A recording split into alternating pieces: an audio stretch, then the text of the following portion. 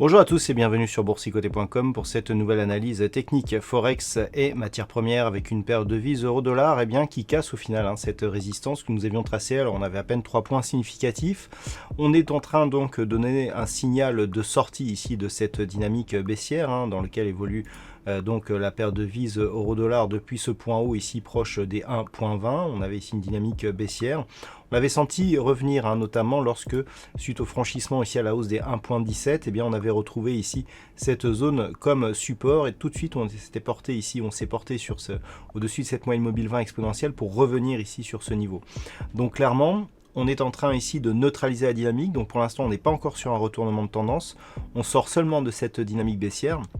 Donc neutralisation immédiate avec pour objectif une oscillation qui est possible d'un point de vue moyen terme entre 1,17 et 1,19. Ce n'est que sur une rupture des 1,19 que l'on aurait une nouvelle dynamique haussière qui pourrait se mettre en place puisque nous avons ce point haut ici significatif, proche des 1,1870 qu'il faut casser pour repasser selon la loi de Dow dans une dynamique haussière. En attendant, si les cours, après ici cette tentative de hausse, revenait par exemple sous la zone des 1.17, là il y aurait invalidation et possible reprise d'une dynamique baissière. Sur le câble, nous revenons sur la zone des 1.3010 qui est ici l'objectif depuis que les cours sont revenus au-delà des 1.2780. Depuis cette rupture, on évolue toujours ici au-dessus de la moyenne mobile 20 exponentielle avec des contacts répétés ici sur la bande de Bollinger supérieure que les cours sont encore venus attaquer aujourd'hui. Donc clairement, l'objectif ici est un retour sur cette zone. D'un point de vue un peu plus moyen terme, on est toujours dans une espèce de neutralisation. On avait ici cette dynamique haussière. On pensait ici à un retournement. Finalement, ici, les cours se reprennent doucement. Donc tant que l'on est ici dans cette zone 1,2645 et a fortiori entre 1,2780 et 1,3010, c'est une neutralisation de la dynamique. D'un point de vue moyen-long terme, on reste toutefois dans une perspective ici plutôt haussière. On voit ici sur cette dynamique un peu plus long terme avec ici cette zone de point bas au mois de mars donc de cette année.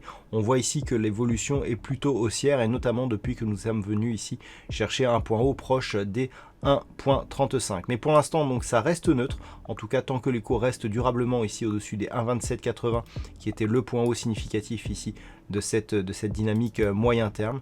Et donc, d'un point de vue court terme, ça reste neutre avec une perspective moyen terme plutôt haussière pour la paire de devises livre sterling contre dollar américain.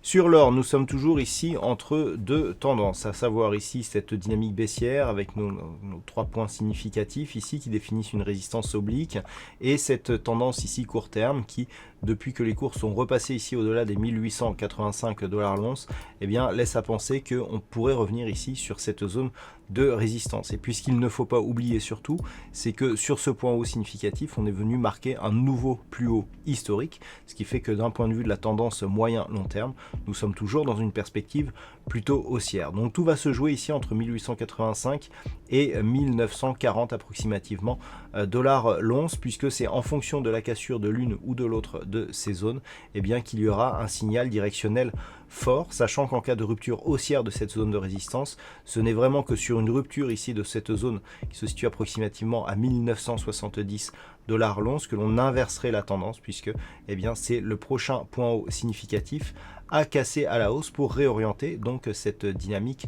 court terme. En attendant, on est neutre et sous 1885, on aurait une perspective de retour ici sur cette zone des 1850, voire même poursuivre en direction des 1790 $ l'once, auquel cas on resterait dans une dynamique baissière. Et puis enfin, on termine avec le WTI qui est en train d'élargir son range d'évolution. Alors, on pensait ici à une attaque baissière, notamment avec cette cassure ici des 39 $ le baril. On avait eu ce premier point bas significatif. Et puis la semaine dernière, donc je vous disais que tant que l'on restait aussi au-dessus des 39 $ le baril, on avait neutralisé le mouvement.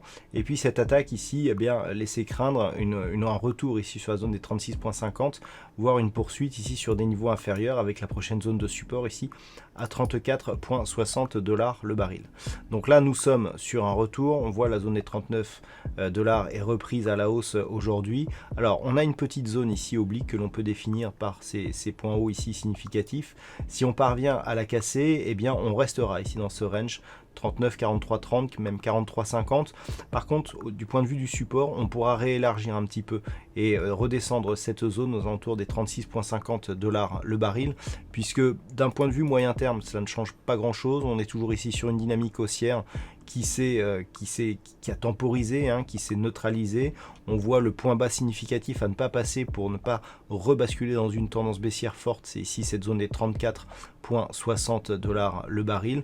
Donc tant que l'on est ici entre ces zones autour des 39 et entre 34,60, 36,50 et la zone ici des 43,50 $ le baril, on se neutralise donc d'un point de vue court moyen terme avec donc une volatilité je dirais court terme qui est en train d'augmenter mais qui ne change rien d'un point de vue de la tendance moyen terme. Voilà donc ce que l'on peut dire sur cette analyse technique Forex et matières premières. Passez une bonne soirée, on se retrouve dès demain pour d'autres analyses techniques, toujours sur le site boursicoté.com.